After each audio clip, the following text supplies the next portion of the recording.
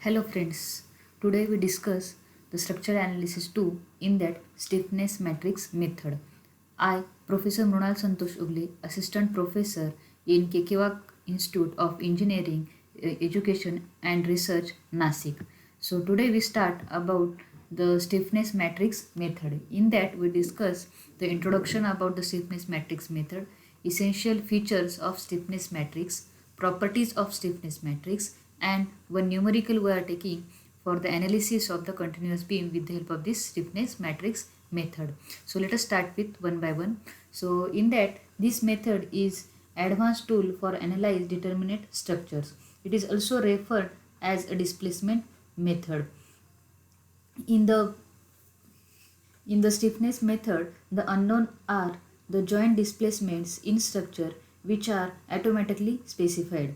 In this method, the structure is restrained from the undergoing displacements at joints.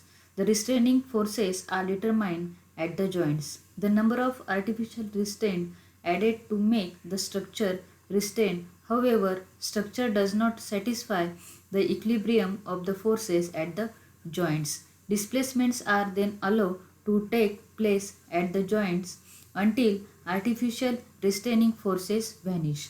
The displacements are evaluated by satisfying the equilibrium condition of the joints with the joint displacement unknown.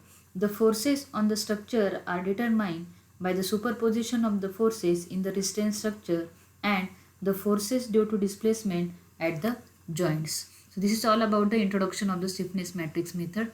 Then some essential features of the stiffness matrix method were to consider while analyzing any type of beam. So in that, number one, this method is a matrix version of classical generalized slope deflection method. Then joint displacements are treated as a primary unknown in this method. Number of unknowns are equal to the degree of kinematic indeterminacy of the structure. The unknown joint displacement for a particular structure are unequally defined. Then condition of joint equilibrium are used to form equation in unknown displacement. Then member approach of the stiffness method is suitable for developing general computer program. Hence the stiffness method has acquired immense popularity. Then next point is properties of the stiffness matrix method. So in that, first, the stiffness matrix is a square matrix of order n by n where the n is the number of degree of freedom. Then second, it is symmetrical matrix, that is Sij is equal to Sji. Then each stiffness coefficient represent action at I caused by unit positive displacement in the j direction, assuming that the remaining displacements are 0. Then for the direction coefficient of stiffness, I is equal to j. Then for indirect or the cross stiffness, I is not equal to j. Direct stiffness are always positive. The cross stiffness may be positive or negative. Then for stable equilibrium structure, the stiffness matrix is non-singular, means it is not equal to 0. Then last, if the structure is unsuitable, the stiffness matrix does not exist, that is, it is singular. So these are the some properties of the stiffness matrix which is considered while analyzing any type of beam or the portal frame. So then next point is there, which is the sign convention which is considered at the time of analyzing any type of beam or the frame.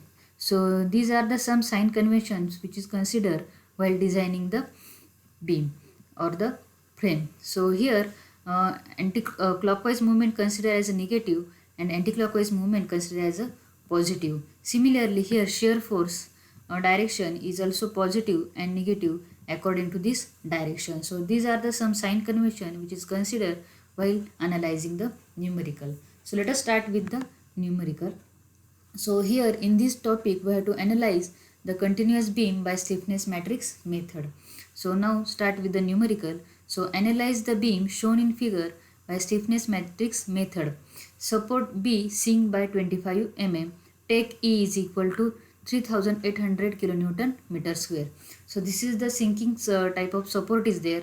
So here the value of delta is given, which is equal to 25 mm. So according to here, sign convention of this delta is also we have to consider, which is downward direction minus and upward direction plus. So these are the 8 steps are there. With the help of this 8 step, we have to analyze this continuous beam with the help of this stiffness matrix method. So here in that number 1, we have to calculate the degree of kinematic independency, then unknown joint displacements, then restraint structure we have to draw, then with the help of that restraint structure we have to calculate the fixed end moment, then force in restraint structure we have to calculate the forces in that restraint structure, then superposition equation of the equilibrium of forces, then with the help of this you will get the unknowns, and after that we have to find out the end movements, then with the help of this end final movements we have to draw the bending moment diagram, that is superimposed bending moment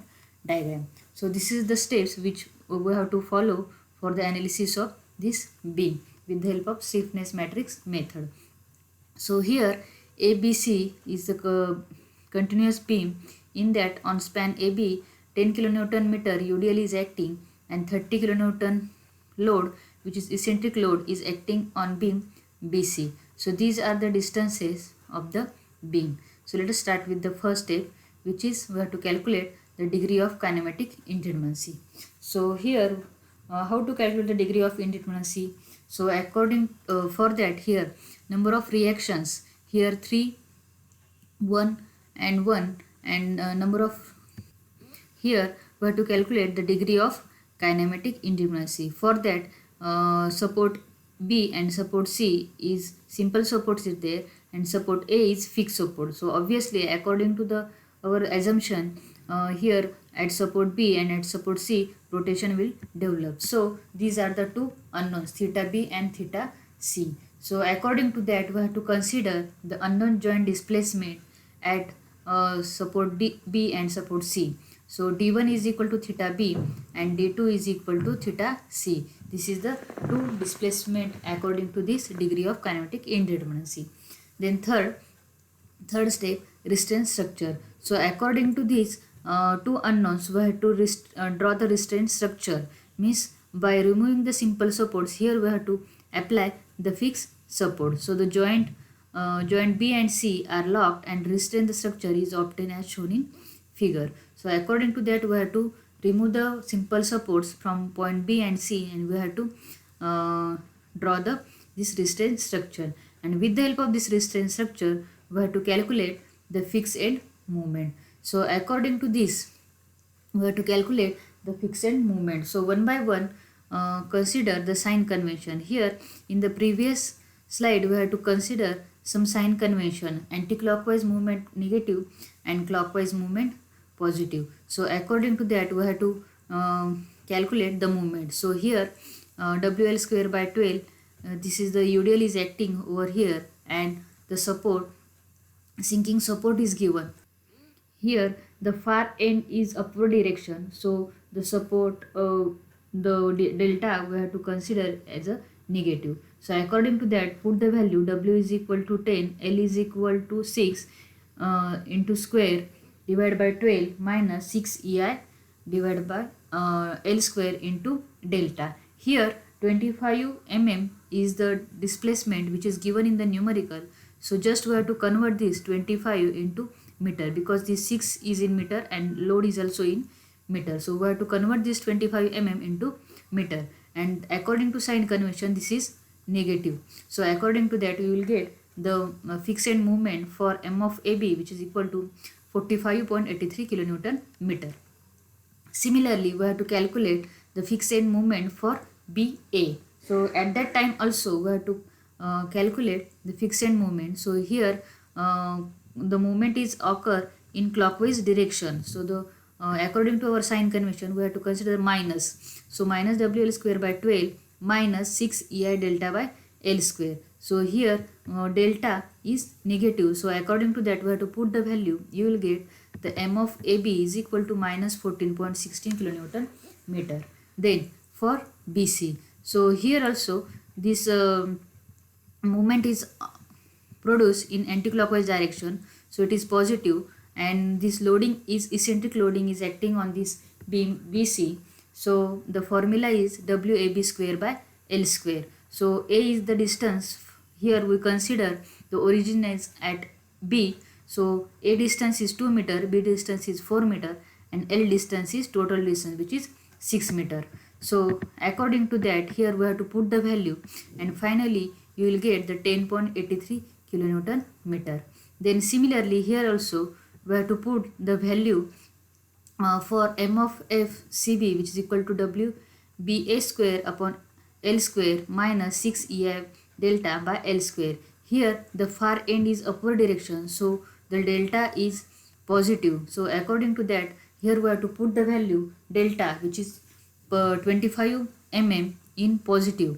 So according to that, you will get the m of f cb is equal to minus 29.16 kilonewton meter. Then next step number 5, which is force in piston structure.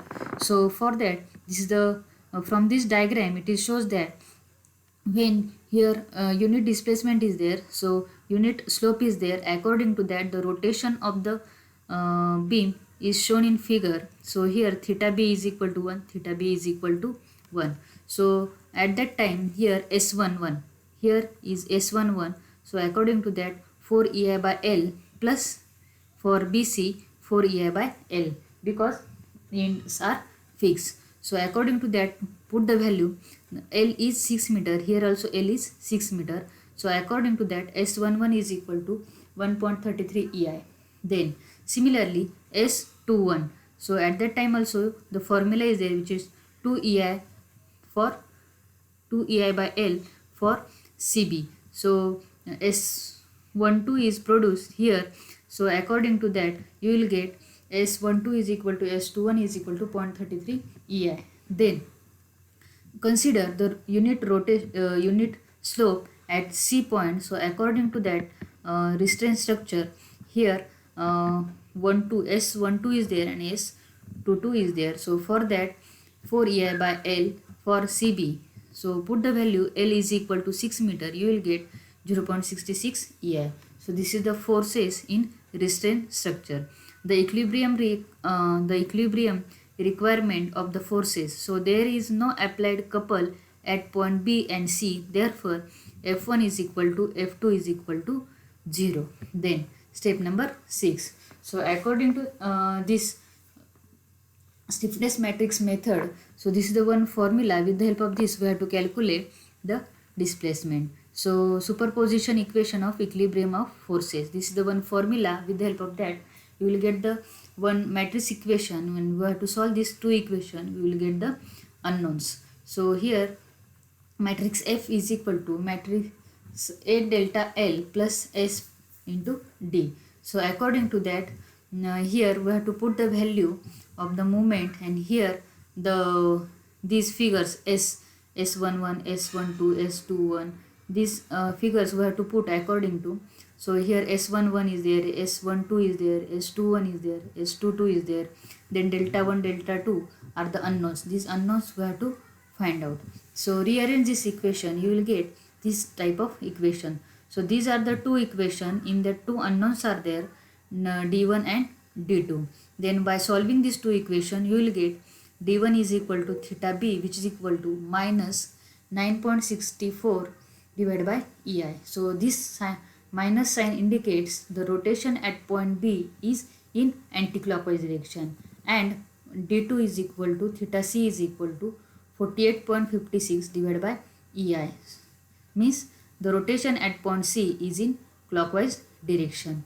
So according to these two values, we have to calculate the final end moment. So here we have to calculate m of AB is equal to EI into 0 divided by 6 plus 2 AI divided by 6 into this theta C we have to put plus m of F AB. So this is the m of AB. Then here m of BA is there, m of BC is there, m of CB is there. So according to that, you will get the final end moment. Then according to this final end moment, we have to draw the fixed end.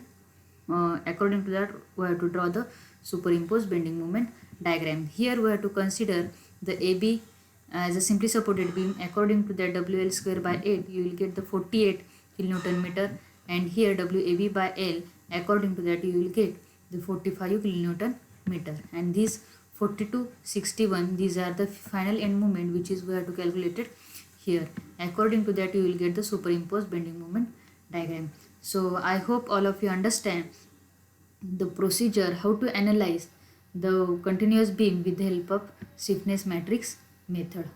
Thank you.